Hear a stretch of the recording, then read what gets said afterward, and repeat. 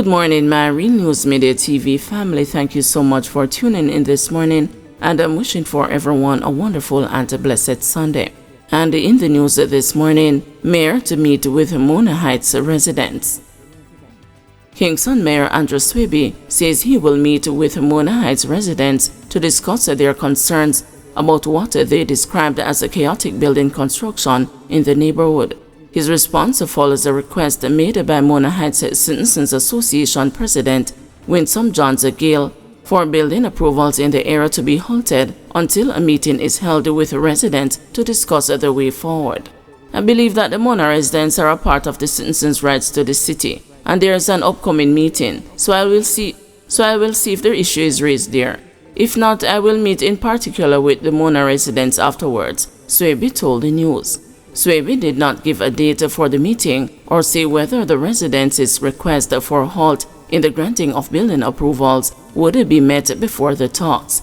However, the planned sit-down is being seen by the residents as a step forward, as they have said they have grown tired of reporting building violations in the Kingston and the St. Andrew Municipal Corporation.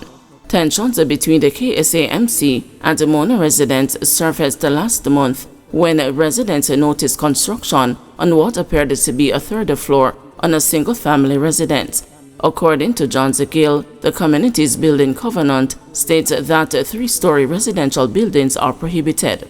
The residents reported the matter to the KSAMC, which on April 29 placed a stop order on the construction pending an investigation.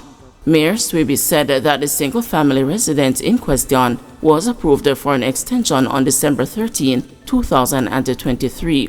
However, after work began, breaches were detected. The proposed extension spoke of 2 additional floors. Therefore, the proposed single-family development would have a total of 3 floors. There was a complaint that triggered a random inspection. Construction was in progress. However, the approved drawings were not on site, he said. The applicant was asked to produce the approved drawings and make contact with the office. They were also advised to cease all works until both the approved drawing from the applicant and that from the KSAMC are compared to what exists on the ground, he added. The mayor said that the investigation carried out by the KSAMC revealed that the applicant breached the approved permit by constructing walls on the 3rd floor in what appeared to be an attempt to create additional spaces. He said that the walls were inconsistent with the plans approved by the KSAMC. The applicant has decided to vary from what was approved. The notice requires all works to cease. The recommendation is to have the building conform to what was approved without compromising the structural integrity of the building, said Swaby. There are other options the applicant can propose within the law. Notwithstanding, we stand by the above recommendation, he added. Documents obtained by the news state that the proposed extension approved by the KSAMC includes a 2-car garage, a pump room, a storeroom, and a generator or electrical room on the ground floor.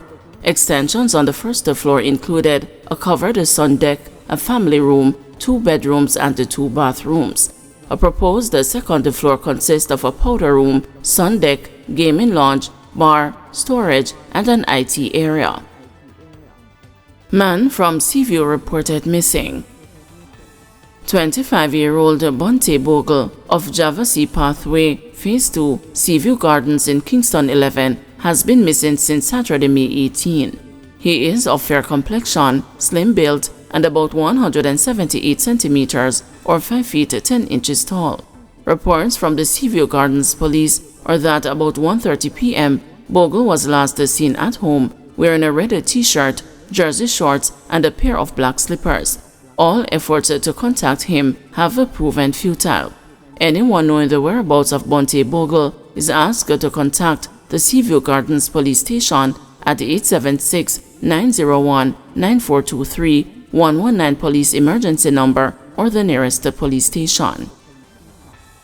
Low-profile criminal scammers park big-bottom cars by day, keep cash at home, says FID investigator. In an effort to stay off the police radar, some criminals are increasingly parking their flashy cars until nightfall and slowly spending cash that they keep at home, according to a senior investigator. They're staying away from those vehicles, jumping into their pro box in the days and probably step out in their expensive vehicle in the night when not much police are there to observe what is taking place. They're getting smart, to be honest with you, Financial Investigations Division Principal Director of Investigations Keith Darian told the news on Wednesday. He said the Toyota Mark X and other big-bottom fat-looking cars popular among lottery scammers are now being kept under wraps during the day. However, he said that the FID is still having significant success, especially in coloring those involved in helping to launder ill-gotten gains from a growing number of crimes against the banks and their clients. In order to be successful with these criminal activities, they have to use a third party. What they use is what we call a beneficiary account, an associate of theirs who is willing to allow them to use their account for a fee in order to transfer money from the victim's account. We have targeted those persons, and quite a number of them have been arrested and are currently before the court, Darian said.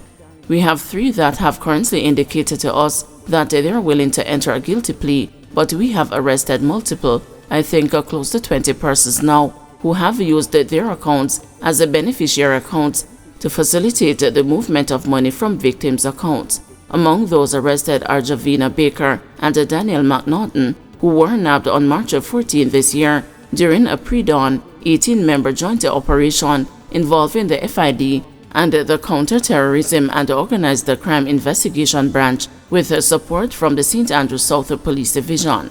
2 residences on Delmont Avenue and the Caladium Crescent in the Kingston 11 area were searched, and based on the items found, several charges were laid against Baker and McNaughton. At the time, the FID noted that it had identified and received multiple reports of a disturbing surge in fraudulent schemes targeting banking institutions and their clientele over the past 12 months. The division also noted that resources had been allocated to address the worrying trend. On Wednesday, Darian noted that those engaged in illegal activity sometimes keep the money at home in an effort to avoid detection. We'll still see a number of individuals getting lottery scamming proceeds or funds from drug trafficking activity or other crimes, and what they do is to stockpile the cash somewhere, most of the times at home, and gradually spend it on a day-to-day basis, he explained. In other cases, people have been caught transporting larger sums.